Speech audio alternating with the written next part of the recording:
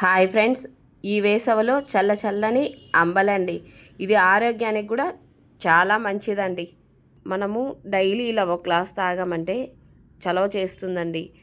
ఇది ఎలా చేసుకోవాలంటే, ఫస్ట్ ఒక గ్లాసు బియ్యం తీసుకొని బాగా కడిగేసి, ఒక గ్లాసు బియ్యానికి 3 గ్లాసులు వాటర్ అండి. వాటర్ పోసేసి ఇలా ఉడికించుకోవాలండి. రైస్ ఇలా ఉడికిన తర్వాత అందులోనే మనము రాగి పిండి ఆల్రెడీ నేను మార్నింగ్ కలిపి పెట్టేశానండి. కలిపి ఎండలో పెట్టుకునేసి సాయంత్రము ఇలా మనం అంబలి కాచుకుంటే చాలా బాగుంటుందండి. ఇలా ఉడికిన అన్నంలో ఈ రాగి పిండి కలిపింది వేసేసి మూత పెట్టి ఒక 5 మినిట్స్ కుక్ చేసుకొని ఇలా కట్టి తీసుకొని సంగటి కట్టి తీసుకొని బాగా కిలుక్కోవాలండి. మొత్తం కలిసే విధంగా బాగా కిలుక్కునేసి నైట్ అంతా అలాగే మూత పెట్టి పెట్టేయాలండి. నైట్ అంతా పెట్టేసామంటే చల్లారుతుంది కదండి.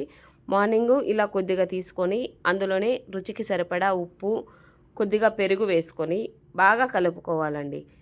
ఇలా బాగా కలిపేసి కొద్దిగా వాటర్ వేసుకొని కొంచెం పలసగా కలుపుకోవాలండి.